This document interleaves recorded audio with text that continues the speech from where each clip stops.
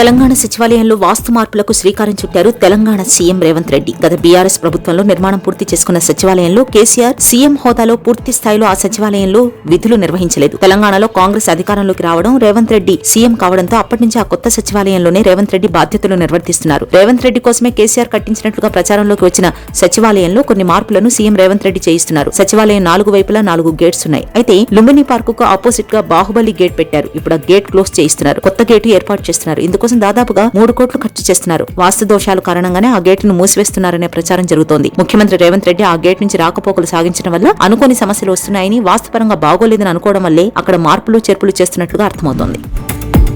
10 ఏళ్ల కుటుంబ పాలనలో ప్రజలు అనేక సమస్యలను ఎదుర్కొన్నారని, కానీ ప్రజాప్రభుత్వం వచ్చాక సమస్యలన్నీ పరిష్కరిస్తున్నామని రాష్ట్ర వైద్యారోగ్య శాఖ మంత్రి దామోదర్ రాజనరసింహ అన్నారు. ఆందోళన నియోజకవర్గంలో జోగిపేటలో నిర్వహించిన ప్రజాపాలన ప్రజా విజయోత్సవ సభలో రాష్ట్ర వైద్యారోగ్య శాఖ మంత్రి దామోదర్ రాజనరసింహ ప్రసంగించారు. ఆందోళన నియోజకవర్గ కేంద్రమైన జోగిపేటలో నిర్వహించిన ప్రజాపాలన విజయోత్సవ సంబరాలకు మంత్రి దామోదర ముఖ్య అతిథిగా హాజరై మాట్లాడారు. గత 9 ఏళ్ల కుటుంబ పాలనలో రాష్ట్రం అప్పుల ఊపిలో కూరుకుపోయిందని, సుమారు 7 లక్షల కోట్ల అప్పు తెలంగాణ ప్రజలపై బీఆర్ఎస్ ప్రభుత్వం మోపిందన్నారు. కల్లబొల్లి మాటలతో మాటల గారడీలతో కాలం వెళ్లబుచ్చింది తప్ప కల్లబొల్లి మాటలతో మాటల గారడీలతో కాలం వెళ్లబుచ్చింది తప్ప ఏ ప్రజా సంక్షేమ కార్యక్రమాలు గత ప్రభుత్వంలో అమలు కాలేదన్నారు.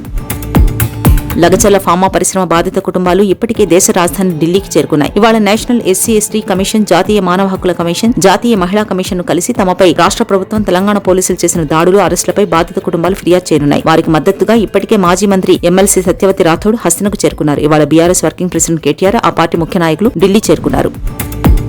144 సెక్షన్ పెట్టి ప్రజాప్రతినిధులను లగచర్లకు వెళ్లకుండా ఆపుతున్నారని ఎంపీ ఈటల రాజేందర్ మండిపడ్డారు. సంగారెడ్డి జైల్లో ఉన్న లగచర్ల ఘటనలో అరెస్టైన వారిని ఈటల పరామర్శించారు. బాధితులకు ప్రభుత్వం బేషరతుగా క్షమాపణ చెప్పి వారిని విడుదల చేయాలని డిమాండ్ చేశారు. దుర్మార్గంగా ప్రవర్తించి 3rd డిగ్రీ ప్రయోగించిన పోలీసులపై చర్యలు తీసుకోవాలని అన్నారు. ప్రభుత్వం అవసరాల కోసం భూములు తీసుకోవడం వేరన్నారు. కానీ బడా కంపెనీలకు అప్పచెప్పడం వెనుక మతలబు ఏంటి అని ప్రశ్నించారు. కొండ 4 మంది వేస్తే ఉన్న 4 ఊడినట్టు కొడంగల్ నియోజకవర్గ రైతుల పరిస్థితి ఉందని కీలక వ్యాఖ్యలు చేశారు. ఆంధ్రప్రదేశ్ రాష్ట్రంలో స్కూల్లో టైమింగ్స్ లో మార్పులు చోటు చేసుకున్నాయి. ఈ నేపథ్యంలోనే కొత్త షెడ్యూల్ ను విడుదల చేసింది ఏపీ విద్యాశాఖ. ఆంధ్రప్రదేశ్ రాష్ట్రంలో ప్రస్తుతం ఉదయం 9 గంటల నుండి సాయంత్రం 4 గంటల వరకు పాఠశాలల్ని కొనసాగిస్తున్న విషయం తెలిసిందే. అయితే ఈ షెడ్యూల్లో మార్పులు చేసింది ఏపీ విద్యాశాఖ. సాయంత్రం 5 గంటల వరకు పాఠశాలలు కొనసాగేలా చర్యలు తీసుకుంటోంది.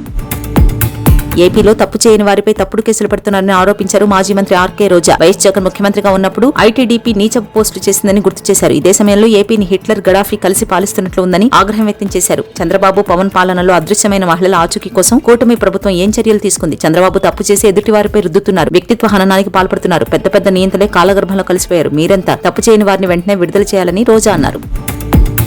జగన్ తల్లికి చెల్లికి అన్యాయం జరిగినా అండగా ఉంటామని హోంమంత్రి అనిత అన్నారు. సోమవారం శాసనమండలిలో శాంతి భద్రతలపై వాడివేడి చర్చ జరిగింది. ఈ సందర్భంగా హోంమంత్రి అనిత మాట్లాడుతూ రాష్ట్రంలో జరుగుతున్న అత్యాచార ఘటనలను రాజకీయం చేయొద్దని అన్నారు. గతంలో పోలిస్తే తమ ప్రభుత్వ హయాంలో క్రైమ్ రేట్ తగ్గిందని తెలిపారు. 2023లో జనవరి, అక్టోబర్ మధ్యకాలంలో రాష్ట్ర వ్యాప్తంగా 22,418 నేరాలు జరిగాయని అన్నారు. తమ ప్రభుత్వం అధికారంలోకి వచ్చాక క్రైమ్ తగ్గి ఇప్పటి వరకు 14,650 కేసులు మాత్రమే నమోదయ్యాయని పేర్కొన్నారు.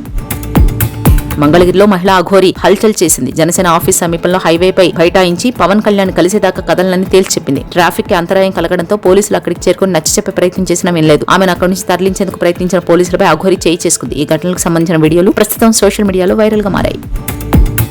ఆమ్ ఆద్మీ పార్టీకి రాజీనామా చేసిన ఢిల్లీ మాజీ మంత్రి కైలాష్ గెహ్లోట్ ఈ రోజు మధ్యాహ్నం భారతీయ జనతా పార్టీలో చేరబోతున్నట్లు సమాచారం. ఆ ప్రాథమిక సభ్యత్వంతో పాటు ఢిల్లీ రవాణా శాఖ మంత్రి పదవి కూడా ఆయన ఆదివారం రాజీనామా చేశారు. కాగా నజాఫ్గఢ్ ఎమ్మెల్యేగా గెలిచిన గెహ్లోట్ ఒకప్పుడు ఆప్ అధినేత అరవింద్ కేజ్రీవాల్ కు అత్యంత సన్నిహితుడు. అయితే కేజ్రీవాల్ ఢిల్లీ సీఎం అతిషీకి పంపిన రాజీనామా లేఖలో ఆప్ సర్కార్ అమలు చేయలేని వాగ్దానాలు చేస్తోందని ఆరోపించారు.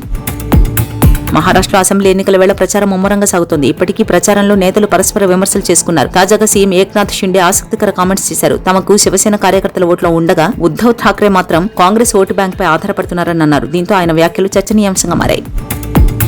ఫాక్స్కాన్, ఎయిర్ బస్ వంటి పలు పెద్ద ప్రాజెక్టులను గుజరాత్ కు తరలించడం వల్లే మహారాష్ట్ర యువతకు ఉద్యోగాలు లేకుండా పోయాయని కాంగ్రెస్ పార్టీ ప్రధాన కార్యదర్శి ప్రియాంక గాంధీ ఆరోపించారు. మహారాష్ట్రలోని గడ్చిరౌలి జిల్లా ఎన్నికల సభలో ఆమె మాట్లాడుతూ రాష్ట్రంలోని మహాయుతి ప్రభుత్వం యువతకు ఉద్యోగాల కల్పనలో విఫలమవడంతో 2.5 లక్షలకు పైగా పోస్టులు ఖాళీగా ఉన్నాయన్నారు. ఈ కారణంగానే దేశంలో యువత ఆత్మహత్యలు ఎక్కువగా మహారాష్ట్రలో నమోదవుతున్నాయని తెలిపారు. ఇటువంటి సమస్యల నుంచి ప్రజల దృష్టి మళ్లించడానికి లడ్కీ బహిన్ వంటి పథకాలను తెరమీదకు తెస్తున్నారని, ముఖ్యంగా మహిళలు ఈ మాయమాటలు నమ్మకుండా అభివృద్ధి గురించి ఆలోచించి ఓటు వేయాలని పిలుపునిచ్చారు. ఈ రోజు రేపు జరగబోయే G20 సమావేశాలకు భారత ప్రధాని నరేంద్ర మోదీ హాజరయ్యారు. ఈ సమావేశాలు బ్రెజిల్లో రియో డి జనీరోలోని మ్యూజియం ఆఫ్ మోడర్న్ ఆర్ట్ లో జరగనున్నాయి. సోమవారం G20 సదస్సు కోసం బ్రెజిల్ కి చేరుకున్న ప్రధాని మోదీకి ఆ దేశ వేద పండితులు సంస్కృత మంత్రాలతో ఘనస్వాగతం పలికారు. మోదీ అక్కడ హోటల్ నేషనల్ కి చేరుకోగానే గుజరాతీ వేషధారణలో నృత్యకారులు దాండియా నృత్యంతో ఆయనకు స్వాగతం పలికారు.